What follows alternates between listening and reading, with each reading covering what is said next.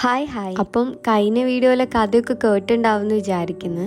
SM പോയിട്ട് ഒന്നും കിട്ടാത്തതിന്റെ സങ്കടവും ദേഷ്യവും ഒക്കത്തില് പിന്നെ ആകപ്പാടുള്ളൊരു ആശ്രയം മീഷോന്ന് കുറച്ച് ദിവസം മുന്നേ ഓർഡർ ചെയ്തൊരു കമ്മല് വരാനുണ്ട്. ആ കമ്മലാണെങ്കിൽ ഞാൻ ലാസ്റ്റില് ഒരു വീഡിയോ ഇട്ടിട്ടുണ്ട്. ആ വീഡിയോന്റെ അകത്തുള്ള ഫംഗ്ഷന് വേണ്ടിയിട്ട് വാങ്ങിക്കാൻ വിചാരിച്ചതേനു. അപ്പൊ അത് തലേന്ന് തന്നെ കിട്ടിയോണ്ട് ഏറെക്കുറെ അത് സെറ്റാക്കി. പിന്നെ ഞങ്ങൾ 4 ആളും മൈലാഞ്ചി ഇട്ടെങ്കിലും എന്റെ കൈയിന്റെ അടിയിൽ ഇട്ട മൈലാഞ്ചി പോയി. അതുകൊണ്ട് ഞാൻ തൽക്കാലം മേലെ മാത്രം ഇട്ടിട്ടുണ്ട്. അങ്ങനെ ഞങ്ങൾ രാവിലെ തന്നെ വീട്ടിൽ നിന്ന് ഇറങ്ങി ബസ്സിലൊക്കെ കയറി കുറച്ചധികം നടന്നിക്കുന്നു. അതൊക്കെ കഴിഞ്ഞ് 1980s റെസ്റ്റോറന്റിൽ എത്തി. അവിടെ ഒരു 130 രൂപയ്ക്ക് സദ്യ ഉണ്ടെന്ന് പറഞ്ഞിട്ടാണ് ഞങ്ങൾ ഭയങ്കര എക്സൈറ്റഡ് ആയിട്ട് അവിടെ എത്തിയത്. ശരിക്കും അവിടെ ചെന്ന സമയത്ത് തേഞ്ഞൊട്ടി പോയിക്കണ്, കാരണം അവിടെ ആ സദ്യ ഇല്ല. ഇങ്ങനെ വിജയകരമായി 3G ആയ ശേഷം ഞങ്ങൾ അവിടെ നിന്ന് ഇറങ്ങി. ലൊക്കേഷനൊക്കെ ഇട്ട് അത്യാവശ്യം ഗുദാമിൽ എത്തിയിട്ട് ഈ 1980s റെസ്റ്റോറന്റിൽ ഭയങ്കര മോശം സർവീസ് ആണ്. അതേമാതിരി കസ്റ്റമേഴ്സിനോടൊക്കെ ഭയങ്കര ബോറായിട്ടാണ് പെരുമാറുന്നതൊക്കെ. ഇത് എന്റെ മാത്രം ഒരു അഭിപ്രായമല്ല, അത്യാവശ്യം കമന്റ്സിലാണെങ്കിലും കാര്യങ്ങളിലും ഒക്കെ ഈ ഒരു ടോക്ക് തന്നെയാണ്. നല്ലത് കാണുന്ന സമയത്ത് നല്ലതെന്ന് പറയാ, ചീത്ത കാര്യങ്ങൾ വെളുപ്പിക്കേണ്ട ഒരു ആവശ്യമില്ല. പിന്നെ ഞങ്ങൾ ഗുദാമിലെത്തി അവിടുന്ന് കുറച്ച് ഫോട്ടോസും വീഡിയോസും ഒക്കെ എടുക്കണം എന്നുണ്ടെങ്കിൽ നമ്മൾ എത്ര ആളുണ്ടോ അത്ര ആൾക്കാർക്ക് അവിടുന്ന് ഫുഡ് കഴിക്കണം. ഒരു 1:100 ആ രീതിയിൽ. അങ്ങനെ ഞങ്ങൾ സദ്യക്ക് പകരം അവിടുന്ന് ലോഡഡ് ഫ്രൈസും ജ്യൂസും കുടിക്കേണ്ടി വന്നു. ഈ പ്രാവശ്യത്തെ ഓണം അത്രയും അടിപൊളിയായിരുന്നു എന്ന് മനസ്സിലായില്ല. ആ ഒരു 1980s കയറാത്തതിന്റെ ഒക്കെ വിഷമമായിട്ട് തന്നെ ഞാൻ ഫുൾ ഡള്ളായിരിക്കും.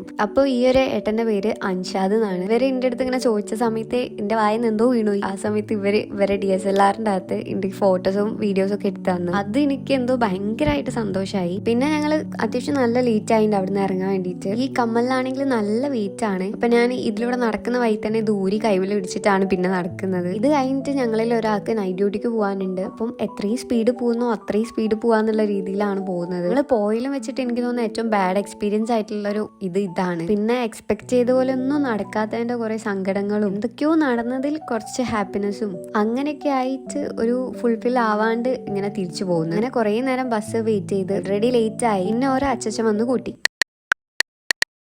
അന്ന് ഞങ്ങൾ അതൊക്കെ കഴിഞ്ഞതിന് ശേഷം ഈ ഒരു ദിവസം ശരിക്കും പുറത്തേക്കൊക്കെ പോകണമെന്ന് വിചാരിച്ചിരുന്നെങ്കിലും എവിടെയും പോകാനൊന്നും പറ്റിയില്ല. പ്രത്യേകിച്ച് ഈ ഓണത്തിന് വലിയ കാര്യങ്ങളൊന്നും ഇല്ല. ഞാൻ കഴിഞ്ഞ വീഡിയോയിൽ പറഞ്ഞിട്ടുണ്ടേനും വലിയ എക്സ്പെക്ടേഷൻസ് ഒന്നും വെക്കണ്ടെന്ന്. എനിക്കും സത്യം പറഞ്ഞാൽ ഈ ഓണം തീരെ ഇഷ്ടമായില്ല. എനിക്ക് ലൈഫിന്റെ ഓരോ പാട്ടിലെത്തുന്ന സമയത്താണ് വിചാരിക്കുന്നത് ഈ ഓണം വിഷു ഒക്കെ കഴിഞ്ഞതിന് ശേഷം കഴിഞ്ഞോ, ഓണാണോ, അല്ലെങ്കിൽ ഇപ്പൊ തന്നെ ഒരു സൺഡേ ആണോ, അങ്ങനത്തെ ഓരോ ഫീലിലാണ് കടന്നു പോകുന്നത്. എന്റെ ഈ ഡ്രസ്സ് ഞാൻ തന്നെയാണ് സ്റ്റിച്ച് ചെയ്തത്. ഞങ്ങൾക്കാണെങ്കിൽ എല്ലാ ഓണത്തിനും രാവിലെ തന്നെ പായസമൊക്കെ വീട്ടിലെത്തും. പിന്നെ അതൊക്കെ കുടിച്ചു കഴിഞ്ഞതിന് ശേഷം മേമേന്റെ വീട്ടിലേക്ക് പോയിട്ട് അവിടുന്ന് ഒരുമിച്ചാണ് ഫുഡ് കഴിച്ചത്. ഞങ്ങൾ ഫുഡ് കഴിച്ച് അവിടുന്ന് ഇറങ്ങി. എന്നിട്ട് ഞങ്ങൾ അമ്മമ്മന്റെ വീട്ടിലേക്ക് പോവാണ്. ആ സമയത്ത് മേമേന്റെ മൂക്ക് 2 ഫ്രണ്ട്സ് ഉണ്ട്. ഓരും എനിക്ക് ഭയങ്കര സിസ്റ്റേഴ്സ് പോലെയാണ്. അപ്പൊ ഓരൊക്കെ വന്നതിന് ശേഷം എനിക്ക് അമ്മമ്മന്റെ അവിടേക്ക് പോകാനൊരു മടിയുണ്ട്, പക്ഷെ എനിക്ക് പോകണമെന്നുണ്ട്. ലാസ്റ്റ് എന്തായാലും പോവാന്ന് വിചാരിച്ചു. അങ്ങനെ പോകുന്ന വഴിക്ക് സ്കൈ ഒക്കെ കാണാൻ നല്ല രസമുണ്ട്. പിന്നെ അവിടെ എത്തിയ സമയത്ത് അമ്മച്ചൻ പഴംപൊരിയും കടികളൊക്കെ കൊണ്ടുവന്നിട്ടുണ്ടേനും. അതിൽ പഴംപൊരിക്കാണെങ്കിൽ ഒരു കൈയുടെ വലുപ്പമുണ്ട്. പിന്നെ ഞങ്ങൾ അതിനെങ്ങനെ കോംപ്ലിമെന്റ് ഒക്കെ ചെയ്ത്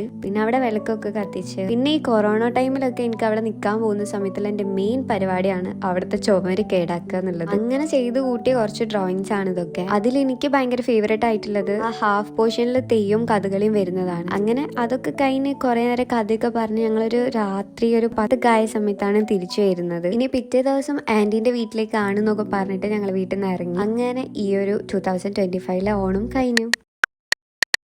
ആ ഒരു വീഡിയോ എനിക്ക് പ്രത്യേകമായിട്ടൊരു വ്ലോഗ് ആക്കണം എന്ന് വിചാരിച്ചിട്ട് ഞാൻ മാറ്റി വെച്ചിട്ടുണ്ട്. ആ ഒരു ദിവസം കഴിഞ്ഞതിന് ശേഷമുള്ള ഒരു കാര്യമാണ് ഇത്.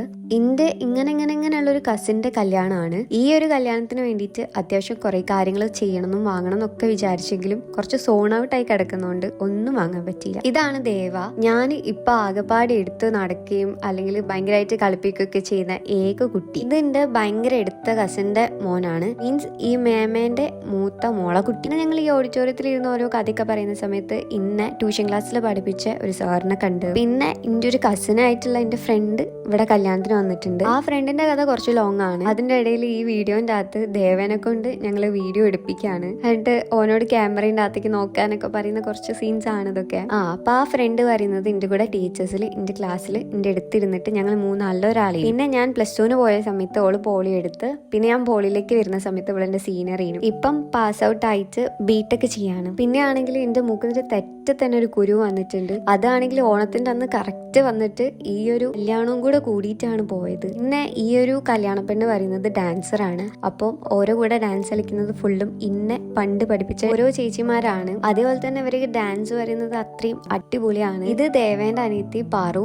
ഈ മക്കളെ നോക്കുന്നത് ഇത്രയും കഷ്ടപ്പാടാണെന്ന് എനിക്ക് ഈ ഒരു ദിവസം നല്ലോണം മനസ്സിലായി. ഇന്ന് നിലത്ത് വെക്കുമ്പോഴത്തേക്കും ഇതിന് പിന്നെ കാണാണ്ടാവും. അപ്പത്തേക്കും മറ്റേതും എവിടേക്കെങ്കിലും എത്തിയിട്ടുണ്ടാവും. പിന്നെ ഒരാളെ കൂട്ടി വെക്കുമ്പോഴത്തേക്കും അടുത്ത ആള് പോകും, ഇയാളെ കൂട്ടി വരുമ്പോഴത്തേക്കും അടുത്ത ആള് പോകും. അത്രയും വാവുമായിരുന്നു. പിന്നെ ഈ ഒരു സദ്യ കഴിക്കാൻ വേണ്ടിയിട്ടുള്ള ഒരു തിരക്കേനും. ശരിക്കും ഈ കല്യാണപ്പുരയിൽ ഫുഡ് കഴിക്കുന്ന ഒരു സീൻ ഉണ്ടാവില്ലേ ഓരോ സിനിമയിലും, അത്രയും കോമഡി ആയിട്ടും അങ്ങനെയൊക്കെ. അതേപോലെ ഇനി ഏകദേശം ഇതും സീറ്റൊന്നും ആർക്കും കിട്ടുന്നില്ല. അത്യാവശ്യം നല്ല ആൾക്കാരും ഉണ്ട്. ഞങ്ങൾ ഫുഡൊക്കെ കഴിച്ചു കഴിഞ്ഞ് അവിടെ നിന്ന് ഇറങ്ങി. ഞങ്ങൾ 4 ആളാണെങ്കിൽ 4 ഭാഗത്തേനായിരുന്നു ഫുഡ് കഴിച്ചത്. പബ്ലിക്കിൽ ഞാൻ ഇൻവെർട്ടർ ആയതുകൊണ്ട് ശ്രീയുവിന്റെ കൂടെ ഉണ്ടായിരുന്നു. പിന്നെ ഞങ്ങൾ വല്ലിങ്ങനെ ഫോട്ടോ ഒന്നും എടുക്കാൻ നിൽക്കാണ്ട് വേഗം ഇറങ്ങിയിരിക്കുന്നു. അങ്ങനെ പൊരിഞ്ഞ വെയിലത്ത് കൂടെ നടന്നു വരുമ്പോഴാണ് മണിമാമന്റെ ഓട്ടോ കാണുന്നത്. അപ്പൊ അതിൽ കയറി ബാക്ക് ഹോം. അപ്പൊ അത്രേ ഉള്ളൂ. ബൈ.